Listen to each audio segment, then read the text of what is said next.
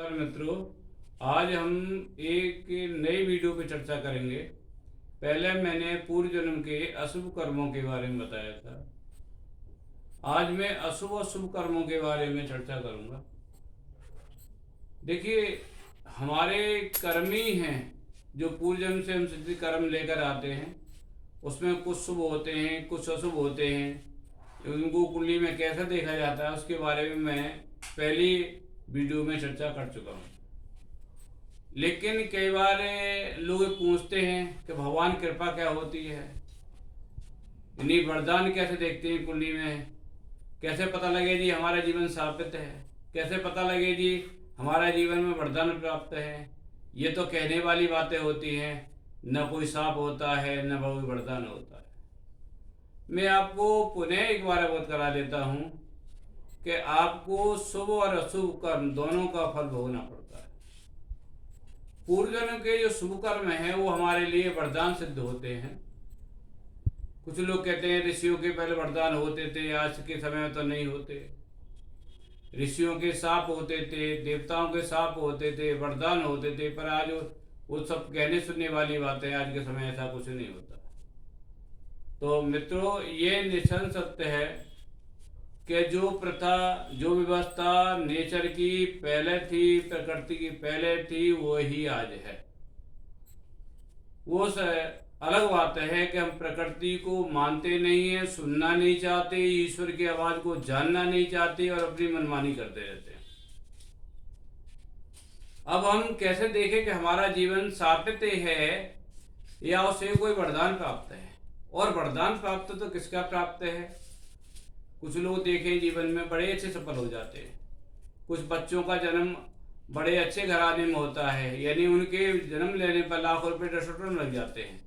एक बच्चा जब पैदा होता है तो उसको बीमारी होती है अनेक प्रकार की। उसकी माता संघर्ष कर रही होती है, दवाओं के लिए जूझ रही होती है, हॉस्पिटल के चक्कर लगा रही होती है। तो हम कैसे जाने, कैसे देखें कि हमारा जीवन कैसा है? वैसे तो जो कुंडली के अंदर अनेक चार्ट होते हैं, 30 चार्ट होते हैं 30, जिनसे हमारा टास्क को देखते हैं। लेकिन लगन कुंडली, हम अगर इसी की बात कर रहे हैं जो बोर्ड पे आप सामने देख रहे हो, तो इसमें पंचम जो घर है वो हमारे पूर्व जन्म का है, जिसकी मैं चर्चा पूरे वीडियो में कर चुका हूँ। नमा घर जो है वो हमारे धर्म का है, भाग्य का है। देखिए, पाराशर जी ने जो सूत्र प्रतिपादित किए वो बड़े सोच समझ किए। आप इधर से देखिए, लगन है 1 2 3 4 5 6 7 8, ये घर आयु का होता है। ठीक है, अगर देखा जाए यहां से लेकर अष्टम घर तक हम आए, 8 नंबर लिखा हुआ है, तो हमारा जीवन समाप्त हो जाता है। पाराशर जी फिर 9वें घर पे जाके धर्म की बात करते हैं और 10वें घर पे कर्म की बात करते हैं। यानी मनुष्य का धर्म पहले है और कर्म बाद में है। पर आश्चर्य वाली बात है कि बात मृत्यु के बाद करते हैं। इसका स्पष्ट सिद्धांत यह है कि पहले आप अपने शरीर को मारोगे तभी ही धर्म कर सकते हो, तभी कर्म कर सकते हो।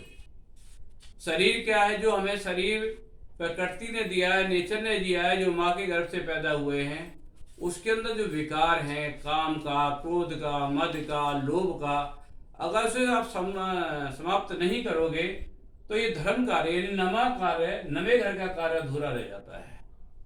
और जब नमा घर का कार्य अधूरा रहता है तो 10वां घर जो हमारा कर्म है, प्रेजेंट, जिससे हमारी पहचान होती है, वो अधूरा रह जाता है। और जब वो अधूरा रहता है तो हमारा पद, लाभ, जिसे कहते हैं 11वें घर से देखते हैं, वो भी अधूरा रह जाता है। और जब लाभ का पद है, प्रतिष्ठा का पद अधूरा रहता है, तो हमें मोक्ष जो 12वें घर से देखा जाता है वो भी प्राप्त नहीं होता। यानी आप विचार करें, 9वें घर से 12वें घर की हम बात करें छोड़ की, तो ये कुंडली के महत्वपूर्ण घर हो जाते हैं। पर इन सबका संबंध पंचम घर से है। अगर पंचम घर में कोई अशुभ ग्रह है, जैसे शनि है, राहु है, केतु है, तो ये निश्चित मान लेना चाहिए साधक के लिए कि उसके पूर्व जन्म के कर्म अच्छे नहीं हैं और उनको भोगने के लिए वो आया हुआ है। उसका पूर्व जन्म के कर्मों का संबंध हम सप्तम घर से देखते हैं, और सप्तम घर से तीसरा घर जो होता है वो नमा घर होता है, जो कि हमारे यानी पूर्व जन्म के जो संबंध कर्म है, सप्तम घर, उनका ही रिजल्ट देता है।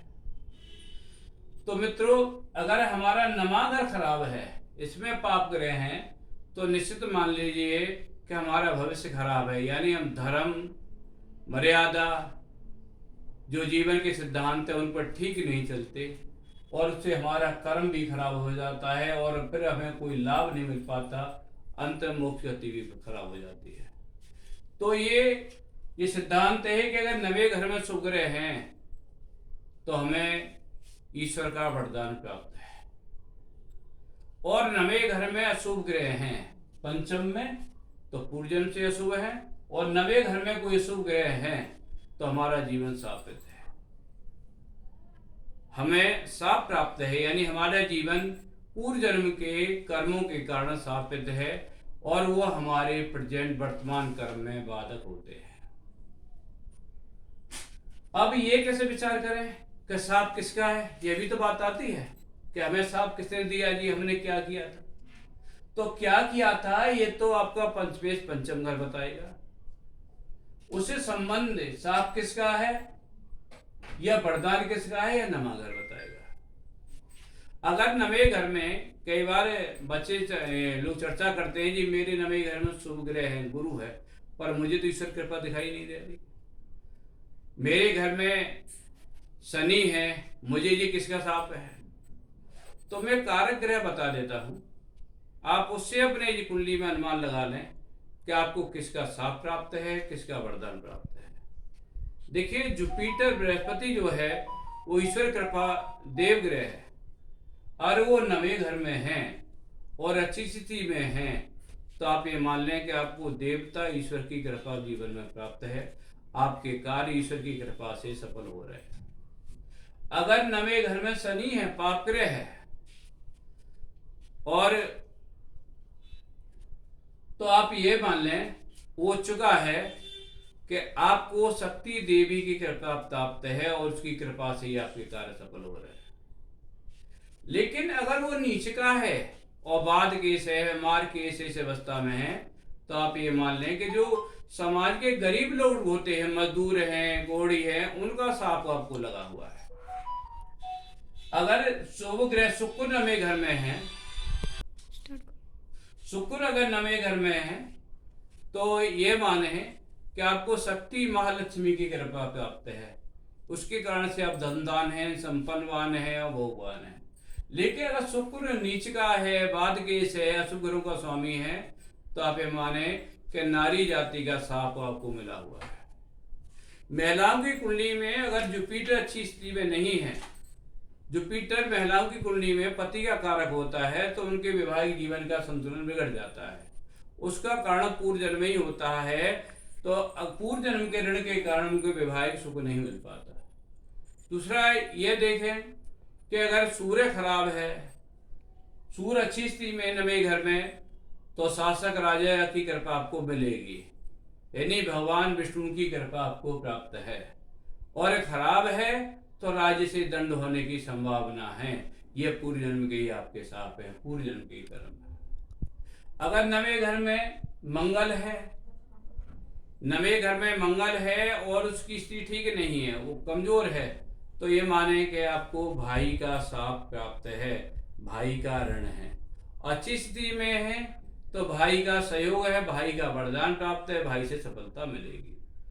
वैसे सूर्य से पिता के शाप और वरदान के बारे में भी हम चर्चा करते हैं कि सूर्य अच्छी स्थिति में नवे घर में है तो पिता से आशीर्वाद, पिता से वर्षे, पिता से आशीर्वाद प्राप्त है, और उसके पूर्वजन्म के संबंध के कारण हमको सफलता मिल रही है।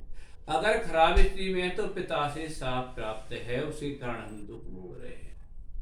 अगर बुद्ध की बात करें तो बुद्ध मामा का कारक होता है, ननहाल का कारक होता है। अगर वो खराब स्थिति में नवे घर में बैठा हुआ है तो मामा ननहाल पक्ष का हमें ऋण है, शाप प्राप्त है, और अच्छी स्थिति में है तो मामा का हमें वरदान प्राप्त है, उनके आशीर्वाद से हमारा जीवन सफल हो रहा है। तो इस तरह से हम प्रत्येक ग्रह के द्वारा शाप और वरदान की बातें देख सकते हैं कुंडली में। वैसे कुंडली में बहुत सारे चार्ट होते हैं, हम इससे संकेत देख सकते हैं। इसकी पुष्टि के लिए हमें और भी चार्ट देखने पड़ेंगे। जैसे त्रसांश है, सत्विशांश है, विश्वांश है, ये भी विशेष के लिए देखा जाता है।